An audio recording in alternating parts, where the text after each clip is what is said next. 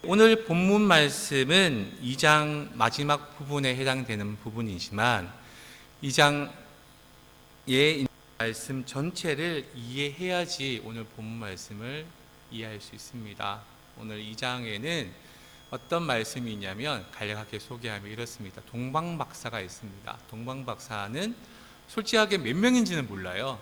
보통 3명이라고 얘기하는데 3명일지 4명일지 2명일지는 모릅니다. 왜냐하면 숫자가 안 나와 있기 때문입니다. 그런데 이제 선물 숫자가 3개이니까 아마도 3명이 아닐까라고 그렇게 추정은 하지만 실제로 동방박사들이 몇 명인지는 알 수가 없습니다. 그러나 동방에 있는 어떤 별을 관측하는 아마도 점술가였는지 과학자였는지는 알 수가 없지만 이들이 예루살렘을 방문하는 이야기부터 2장은 시작이 됩니다. 그러면서 이제 심상치 않은 그 별의 어떤 그 발견을 보고 이제 예루살렘에 가서 이제 오늘 왕이 태어났다고 우리는 알고 있다. 그 왕을 경배하러 왔다. 얘기하니까 그 당시 왕이었던 헤롯 왕이 상당히 언짢지요. 네. 아니, 내가 왕인데 왕이 태어났다 그러면 자기 자신이 없어져야 되는 거 아닙니까? 그러니까 이제 그 어린 왕이 될 사람이 누군지는 모르지만 그 아기를 죽여야 되겠다. 그렇게 마음을 먹습니다. 그러나 이제 하나님께서는 이 주의 사자 천사를 보내서 이 요셉 가족이 피하게끔 하시지요. 그래서 이제 어디로 피하게 되냐면 애굽으로 피합니다. 그게 이제 2장 13절에 나와 있습니다. 주의 사자가 요셉에게 현몽하여서 헤롯이 아기를 찾아 죽이려 한다. 그러니까 일어나서 아기를 데리고 어머니를 데리고 애굽으로 피하라. 그래서 이제 요셉이 14절에 보면 밤에 움직이는 걸 볼 수 있습니다. 그 이야기를 듣자마자 자다가 깨가지고 밤에 아침도 안 밝았는데 막 서둘러서 애굽으로 피신을 했습니다. 그리고 난 다음에 이제 한번 큰 일이 있었죠. 어떤 일이냐면 이 별이 관측됐을 때, 별이 관측됐다는 것은 예수님이 태어났을 때를 이야기를 하고 지금 별을 관측했던 그 사람들이 예루살렘까지 오려면 지금처럼 비행기를 타고 오면 하루만 올 수 있지만 그 당시 그렇게 올 수가 없잖아요. 이렇게. 그래서 심지어는 어느 정도 이야기를 하냐면 1년에서 2년 정도 걸린다. 그러니까 이제 최소 1년이고 최대 2년 정도 걸리는 걸 봤을 때 그 별이 관측됐던 시점과 지금 이 동문 박사들이 예루살렘에 온 시점까지 이야기를 해서 약 2살 밑에 사람들을, 아이들을 다 죽입니다. 특히 남자아이들을 다 죽입니다. 그런 학살이 있습니다. 그리고 난 다음에 이제 시간이 지났는데 그게 오늘 본문입니다. 그 학살하고 무자비했던 헤롯이 죽게 되었습니다. 그리고 다시 애굽에 있는 이 요셉과 그의 가족에게 주의 사자가 나타납니다. 그리고 현몽에서 이렇게 이야기합니다. 우리 20절 말씀을 같이 읽겠습니다. 시작. 일어나 아기와 그의 어머니를 데리고 이스라엘 땅으로 가라. 아기의 목숨을 찾던 자들이 죽었느니라 하시니. 여기 말씀을 보시면 여러분들이 조금 의아한 단어가 하나 나와야 됩니다. 어떤 단어가 나오냐면 일어나 아기와 그의 어머니를 데리고 이스라엘 땅으로 가라 할 때에 이스라엘 땅이 이상한 그리고 의아한 단어입니다. 신약 성경에 딱 2번밖에 나오지 않습니다. 이스라엘 땅이라거든요. 구약 성경에도 이스라엘 땅이라는 말은 그렇게 자주 나오는 말도 아니고 가끔 나옵니다. 그것도 예언서에 가끔 나옵니다. 특히 에스겔 20장에 이스라엘 땅이라는 단어가 나옵니다. 근데 신약 성경에 2번밖에 안 나오는 것이 오늘 본문 마태복음 2장 20절에 이스라엘 땅으로 가라. 그리고 요셉이 일어나서 실제로 이스라엘 땅으로 갔다 할 때 이스라엘 땅이라는 말이 그렇게 2번 나옵니다. 이 외에는 신약 성경에는 어디를 봐도 이스라엘 땅이라는 말이 없습니다. 그러면 이스라엘 땅이 뭔데 이런 말씀이 나올까? 에스겔의 말씀을 살펴보면 이스라엘 땅은 하나님께서 약속하신 땅을 말합니다. 하나님께서 약속하신 땅은 다른 말로 하면 거룩한 땅입니다. 이제 아기 예수님께서 하나님의 복음을 전하기 위해서, 하나님 나라를 세우시기 위해서 거룩한 땅으로 이제 들어가라고 명령하시는 거지요.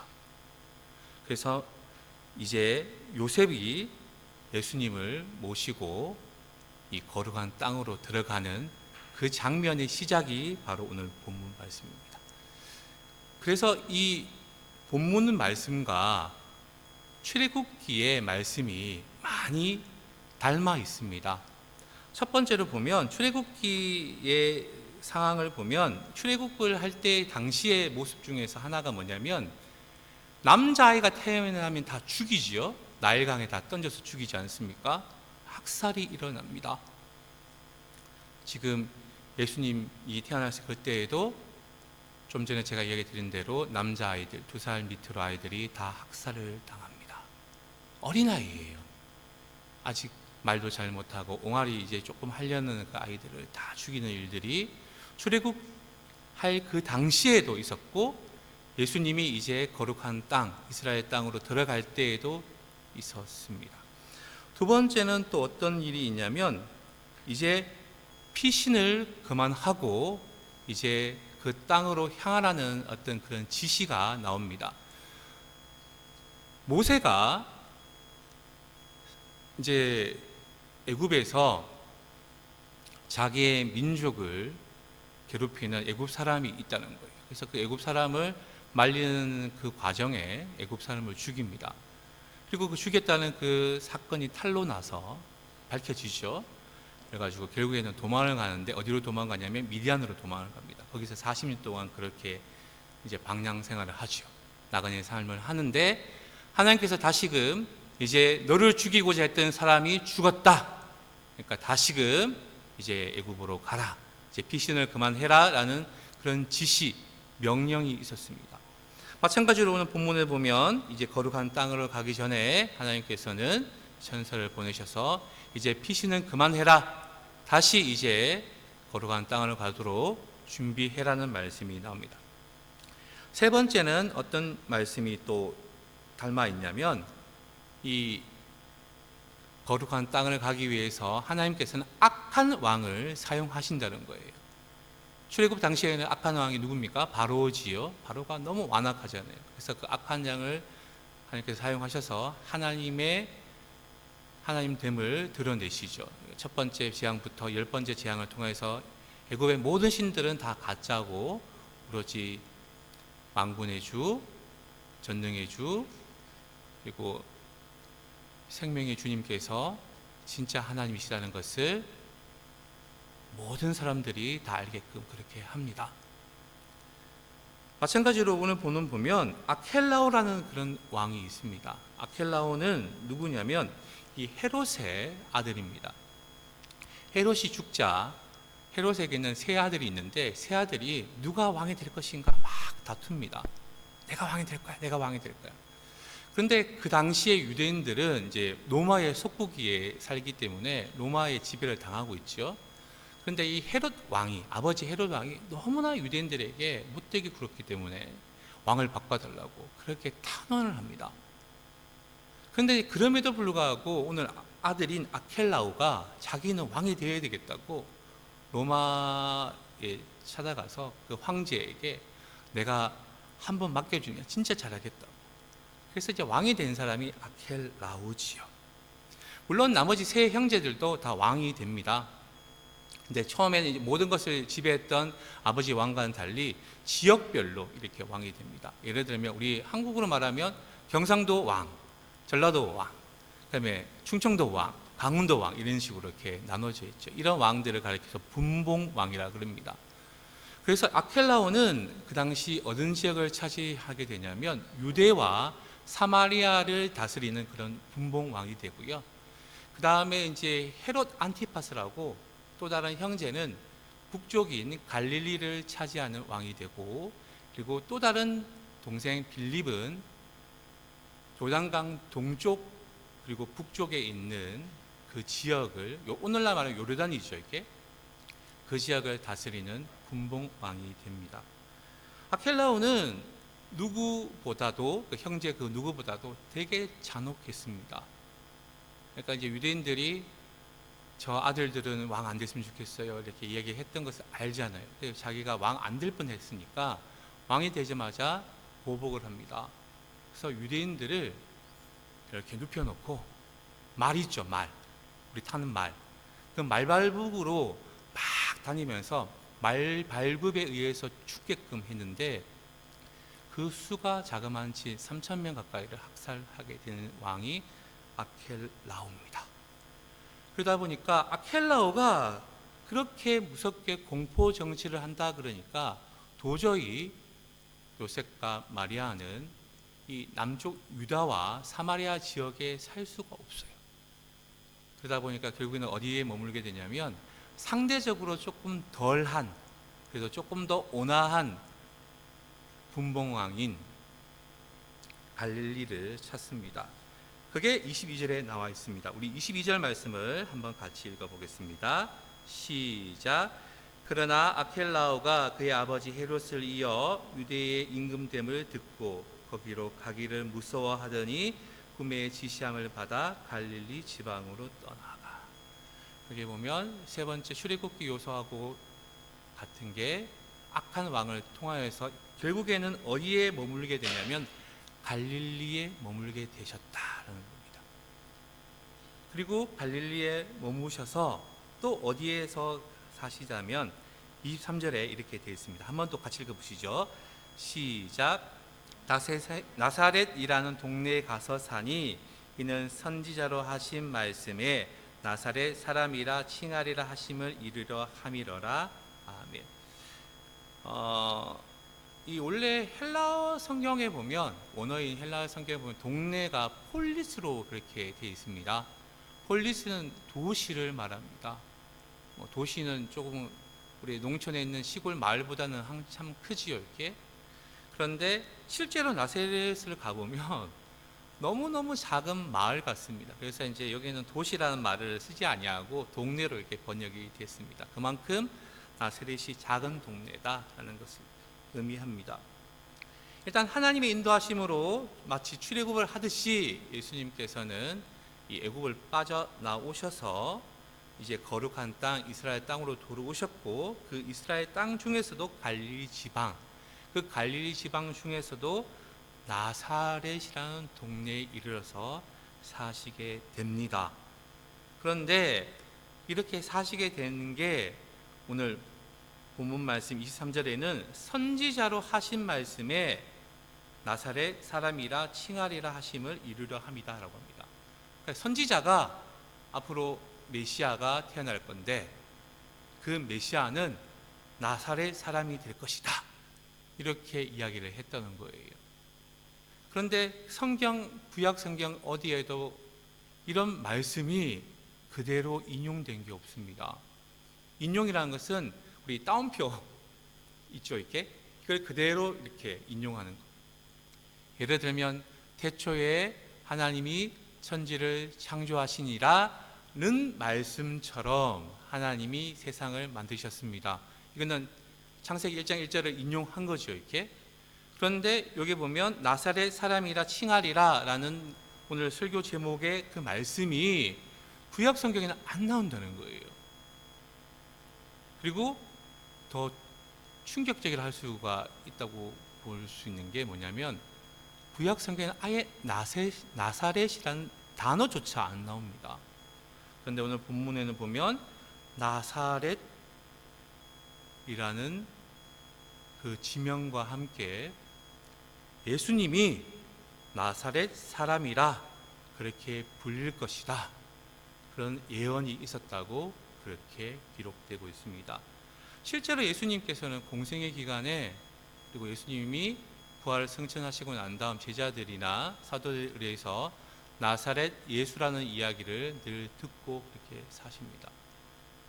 예수님의 제자 베드로가 날 때부터 안전병이 된 사람을 고쳐줄 때 나사렛 예수 이름으로, 예수 그리스도 이름으로 명하노니 너는 자리에서 일어나라, 이렇게 하실 때에도 나사렛이라는 이름을 이야기를 하고, 이 베드로가 예수님을 부인하기 전에 이 대제사장의 여종이 너 나사렛 사람이지, 그렇게 할 때에도 나사렛이라는 말을 씁니다. 그런데 구약 성경에는 이런 나사렛이라는 말이 없습니다. 어떻게 된 걸까요? 이게 인용이 되거나 성취가 돼야 되는데 여기는 성취가 됐다, 그렇게 나와 있습니다. 그래서 학자들이 막 찾았습니다. 막 찾다 보니까 결국에는 하나의 말씀이 나왔는데, 그 말씀이 어디냐면 이사야 11장 1절 말씀입니다. 이사야 11장 1절에 보면 나사렛이라는 이야기가 비슷하게 암시돼서 나옵니다. 우리 11장 1절 말씀을 잘 들어보시죠. 제가 이사야 11장 1절을 읽겠습니다. 이새의 줄기에서 한 싹이 나며 그 뿌리에서 한 가지가 나서 결실할 것이요. 여기에 보면 분명히 나사렛이라는 이름은 없지만 여기에 보면 한 가지라고 할 때 그 가지가 네체르라는 단어인데요, 마치 들을 때에는 나사렛이라는 비슷하게 발음이 납니다. 이게 무슨 말이냐, 우리가 좀 쉽게 이렇게 제가 한번 예를 들어 볼게요. 어릴 때부터 정말로 이렇게 이쁘게 생긴 아이가 있었다고 한번 예를 들어 볼게요. 근데 이 아이가 어디에서 태어났냐면 우리 충청도 공주라고 아시나요? 공주. 예. 그래서 공주에서 태어났는데, 이제 사람들은 얘를 불러서 자꾸 이렇게 부르는 거죠. 예를 들면 우리 제가 이렇게 하기는 좀 그런데, 예, 우리 지혜라고 한번 해볼게요. 지혜가 충청도 공주에 태어났다고 해요. 그러면 공주지혜, 공주지혜 이렇게 부르는 거죠. 이렇게 공주지혜, 공주지혜. 예. 근데 이제 실제로 이제 그 아이가 나중에 한나라의 공주가 된 거예요. 너는 어릴 때부터 공주지혜, 공주지혜 이렇게 불렀더니만 결국에는 공주가 됐네? 예, 그런 이야기입니다. 근데 이게 저희는 좀 잘 이해가 안 되지만 이 히브리를 아시는 분이나 유대인들은 충분히 이 이야기가 납득이 됩니다. 우리가 조금 어려운 말로 언어 유희라는 말을 쓰는데요, 비슷하게 소리가 나면 그 비슷하게 소리가 나는 것에 의미를 두는 겁니다. 우리가 잘 알고 있는 모세 있잖아요. 모세. 예. 모세라는 이름의 뜻이 뭡니까? 라고 누가 한번 질문을 하게 되면 대부분 조금 성경 읽으셨던 분들은 건져내다, 물에서 건져내다 아니에요 라고 얘기를 합니다. 근데 그 답은 절반은 맞고 절반은 틀렸다고 할 수 있습니다. 그 모세라는 뜻은요, 건져내다라는 뜻하고는 전혀 별개의 단어입니다. 그러니까 바로의 공주가 이 히브리 아이가 이제 상자에 당겨가지고 나일강에 버려진 것을 이렇게 구하잖아요, 이렇게. 근데 그때 아이가 앙해 운단 말이에요. 보니까 남자아이예요. 남자아이는 우리가 뭐라고 부릅니까? 아들이라 부릅니까? 딸이라 부릅니까? 아들이라 부르죠. 야, 아들이네. 그래서 애굽말로 모세는 아들이란 뜻입니다. 야, 아들이네. 모세네. 예, 이겁니다. 그런데 그 모세라고 불렀던 그 애굽말이, 애굽어가, 이집트어가 히브리 사람들, 그러니까 유대인들이 듣기에는 마치 모세가 건져내다라는 그런 말로 들린다는 거예요. 히브리 사람들은, 그리고 유대인들은 이 모세를 건져내다라는 말로 듣거든요. 그러니까 분명히 바로의 딸 공주는 아무 생각 없이 남자아이를 보고 야, 아들이네, 모세네 이렇게 얘기를 했는데, 사람들이 그것을 의미를 두고 야, 진짜 물에서 건져냈기 때문에 모세라고 제가 부르나 보다, 이제 그렇게 이야기를 한다는 거예요. 그게 언어 유희입니다. 그러니까 다시 말하면 이 한 가지가 네체르라고 했을 때에 이 네체르가 이야기하는 것은 뭐냐면, 앞으로 이 나사렛이라는 그 동네에 이 한 가지가 되는 사람이 태어나고 거기에서 자라고 거기에서 결국에는 메시아로 자랄 것이다 라는 그런 예언이 여기에 들어있다는 겁니다. 그런데 여기 보면 이새의 줄기라고 되어 있습니다. 이새는 누굴까요? 예, 이렇게 질문하면 글쎄요 라고 하시는 분이 계신데, 우리가 잘 알고 있는 다윗 왕 있죠. 다윗 왕의 아버지를 말합니다. 다윗 왕의 아버지 이새는 아들이 7명 또는 8명 있습니다. 왜 그러냐면 이제 이게 열왕기하고 역대기의 자료가 조금씩 차이가 있는데 그 차이를 보면 아마도 7명이나 했을 때는 어릴 때 아이가 죽었기 때문에 이제 그냥 죽은 아이 빼고 7, 그리고 8명이라 하는 데는 그 죽은 아이도 포함해서 8 이렇게 했던 모양입니다. 어찌됐든 간에 2세에게는 그런 여러 개의 줄기에 해당하는 아들들이 있었다는 거예요. 그 중에 한 줄기가 나중에 뭐가 되죠? 이렇게 왕이 되죠.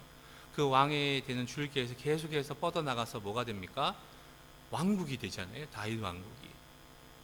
그런데 그 끝에 또 뭔가가 생기는 것이 아니고요. 그러니까 이제 제일 마지막 왕인 시드기의 또 뭐 후손이 되는 것이 아니고 이제는 새로운 줄기가 이새의 뿌리에서 다시 나온답니다. 그러니까 새로운 왕이 하나님의 메시아가 하나님이 보내시는 왕이 이제는 이새의 뿌리로부터 다시금 나온답니다. 물론 다윗 가문에서 나오지만 이제는 다윗과는 전혀 다른 그런 왕이 나온답니다. 근데 그 왕은 어떤 분이냐면 2절 말씀에 보면 이사야 11장 2절에 보면 그의 위에 여호와의 영이 그리고 지혜와 총명의 영 그리고 모략과 재능의 영 지식과 여호와를 경외하는 영이 함께 임한다. 그리고 어떻게 또 이야기하냐면 그는 여호와를 경외함으로 즐거움을 삼을 것이고 그의 눈에 보이는 대로 심판하지 아니하고 그의 귀에 들리는 대로 판단하지 아니한다. 그리고 그는 공의로 가난한 자를 심판하며 정직으로 세상에 겸손한 자를 판단할 것이며 그의 입의 막대기로 세상을 치며 그의 입술의 기운으로 악인을 죽일 것이다. 마치 우리는 예수님이라는 것을 우리는 읽으면서 깨닫게 됩니다. 아, 그렇구나. 이새의 줄기, 이새의 가문에서 새로운 이제 왕이 태어날 것인데 그 왕은 하나님 영이 늘 함께 하시고 하나님이 기뻐하시는 일들을 하신다. 그게 2절부터 4절까지 나와 있습니다. 그리고 5절에 보면 공의로 그의 허리띠를 삼으며 성실로 그의 몸의 띠를 삼는다라고 되어 있는데요. 이 공의와 성실은 각각 의, 우리가 이렇게 옳고 그름을 할 때 의, 그리고 여기 성실은 진실됨, 뭐 그것을 이야기를 하지요. 근데 이 단어가 두 개 동시에 쓰일 경우에는 하나님에 의해서만 그렇게 쓰입니다. 그러니까 5절에 공의, 성실이 동시에 이 왕에게 나와 있지요. 그러면 이 왕은 그냥 평범한 사람이 아니고 하나님이 됨을 알 수가 있습니다.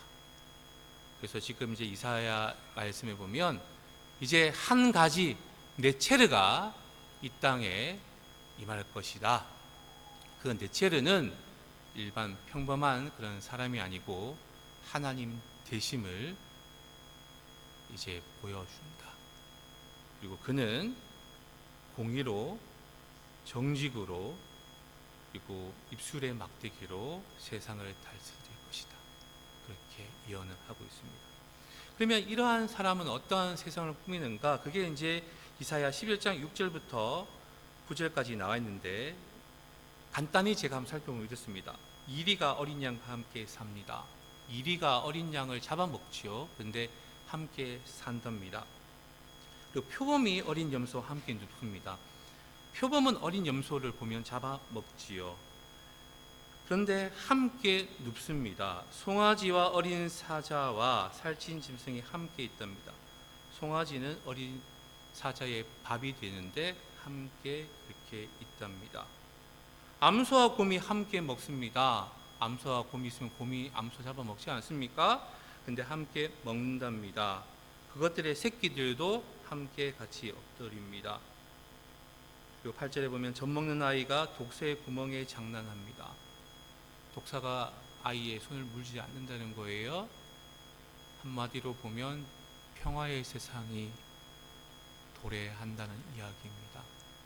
물론 이러한 게 우리 실제 삶 속에서는 보이지 않지만 만약에 이러한 환상이 우리에게 있다면 이야 정말 평화롭구나. 우리 동물의 세계라는 어떤 그런 그 다큐멘터리나 그런 방송 한번 보셨나요? 맹수가 그 초식 동물 잡아먹을 때 얼마나 잔인하게 잡아먹는 줄 아십니까? 뼈를 바닥바닥 씹어먹는 거 보셨나요? 그런 상황을 우리 평화라고 하지 않습니다. 근데 이 지금 보면 이러한 네체르가 이 땅에 임하게 되면 평화의 세상이 임하게 된다. 그게 예언되어 있습니다. 그래서 9절에 보면 내 거룩한 산 모든 곳에는 해됨도 없고 상함도 없을 것이다. 그리고 물이 바다를 덮는 것 같이 여호와를 아는 그런 지식이 세상에 충만하게 될 것이다. 하나님을 아는 사람들의 숫자가 점점 더 많아질 것이다. 누구를 위해서요? 네체를 위해서. 그래서 오늘 다시 우리 본문 말씀인 마태복음 2장에 보면 선지자를 하신 말씀이 나사렛 사람이라 이렇게 하셨다는 것은 뭐냐면 구약 이사야 말씀처럼 이새의 뿌리에서 이제는 한 가지가 나는데 그 한 가지는 이전 왕들과 달리 평화의 왕으로 이 땅에 오셔서 많은 사람들에게 평화를 그렇게 끼친다. 그렇게 예언을 했다는 거예요. 그런데 이 갈릴리 나사렛이라는 동네는 또 다른 하나의 특징이 있습니다. 우리는 예수님이 갈릴리에서 그리고 또 나사렛에서 오랫동안 그렇게 계셨기 때문에 이 나사렛이라는 동네가 상당히 우리에게 친숙하고 갈릴리가 상당히 우리에게는 친숙한 동네지만 그 당시 유대인들에 있어서는 이 갈릴리는 이방의 땅입니다. 이방의 땅이라는 것은 뭐냐면 유대인들이 터부시하는 그런 변두리 지역이었다고요. 저게 별거 없어. 그래서 이제 제자들 중에서도 갈릴리 나사렛 출신이라 그러니까 별거 없어. 걔네들 별거 없어. 그 동네 별거 없어. 예, 그렇게 막 얘기를 하죠. 예. 그만큼 별거 없는 그런 동네입니다. 실제로 이 나사렛에는 그 당시에 또 갈릴리에는 그 당시에 유대인들 반 이방인들 반 그렇게 사는 그런 지역입니다. 그러니까 순수 혈통에 사는 사람들이 이 섞여 살게 되면 아무래도 이제 혼합주의가 되기 때문에 터부시하는 그런 지역이지요. 이방 지역입니다. 그런데 예수님께서 이 나사렛이라는 동네에 가서 사신다는 것은 다르게 말하면 이 이방 지역에 빛으로 오시고 그 이방 지역에 평화의 왕으로 오셨다는 것을 의미합니다. 그래서 마태복음 1장에 보면 예수님이 태어나실 것에 대해서 예고를 하고 예수님의 이름이 하나 나와 있습니다. 그게 뭐냐면 21장 21절에 이렇게 되어 있습니다. 아들을 낳으리니 이름을 예수라 하라. 예수님의 이름이 이렇게 예고되어 있습니다. 근데 예수님의 이름의 뜻이 뭐냐면 그가 자기 백성을 그들의 죄에서 구원할 자이십니다. 자기 백성이라는 것은 유대인의 한정적입니다. 그런데 오늘 갈릴리 그 중에서 나사렛 사람이라 칭한다는 것은 뭐냐면 예수님은 유대인뿐만 아니라 이방인들까지도 그들도 구원하시려 이 땅에 오신 메시아 평화의 왕이라는 것을 상징하고 그것을 알리고 있는 말씀입니다. 그래서 2장에 보면 누가 경배하러 오냐면 이방인인 동방박사가 경배하러 오지요. 그리고 그들이 왕의 태어나심을 기뻐합니다. 그리고 예수님은 이제는 그 이방인들까지도 사랑하시고 이방인들까지도 구원하시는 나사렛 사람이 되십니다. 그래서 오늘 이 나사렛 사람이라 칭하리라는 그 말씀은 이 땅에 평화의 빛으로 오신 평화의 왕으로 오신 그 예수님을 상징합니다.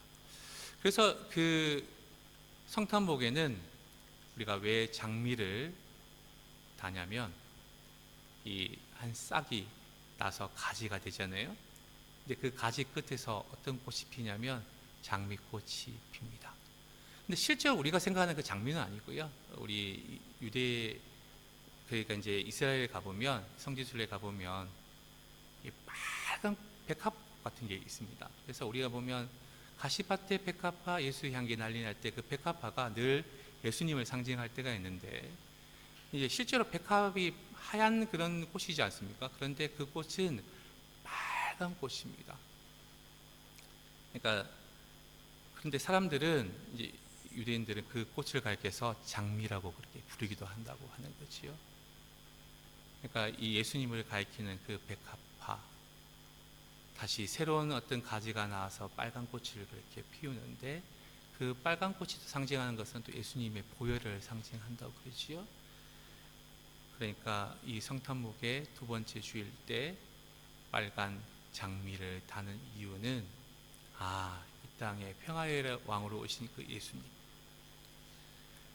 그리고 모든 인류를 구원하시기 위해서 오신 그 예수님을 상징하기에 이렇게 빨간 장미를 답니다. 그래서 오늘 본문 말씀이 구약 성경에는 딱 일치되게 나와 있지 않지만 암시적으로 그렇게 나와 있음을 알 수 있습니다. 그래서 사도 바울은 에베소서 2장 14절에서 이렇게 이야기합니다. 말씀을 잘 들어보시지요. 그는 우리의 화평이신지라 둘로 하나를 만드사 원수된 것 곧 중간에 막힌 담을 자기 육체로 하시고. 예수님 자체는 화평이랍니다. 예수님 자체는 평화랍니다. 그래서 막힌 담을 하셨답니다. 제일 먼저는 하나님과 사람들 간에 막혔던 담이 있지요. 죽음이 있었지 않습니까? 죽음이라는 것은 내가 더 이상 돌아가신 분하고 어떠한 관계를 맺을 수 없습니다. 단절을 말합니다. 그 단절을 다르게 말하면 담이지요. 이 선악을 알게 하는 그 열매를 먹고 난 다음에 하나님과 단절이 되는 그 상태를 이제는 예수님께서 완전히 허셨다는 거예요. 누구든지 하나님을 하나님 아버지라 그래 부를 수가 있습니다. 그래서 그 막힌 담을 헐고, 두 번째는 유대인들은 자기들만 구원을 받을 수 있고 자기들만 하나님 백성이라 그랬는데, 이제는 이방인들까지도 예수님께서 다 품으실 수 있으니 그 안에 또 막혀 있는 담을 또 허신 분이라고 얘기합니다. 그래서 오늘 이 말씀을 여러분들이 생각하시면서 예수님을 그렇게 기다리시면 참 좋겠다 싶습니다. 갈릴리 나사렛에서 나사렛에서 사신 그 예수님은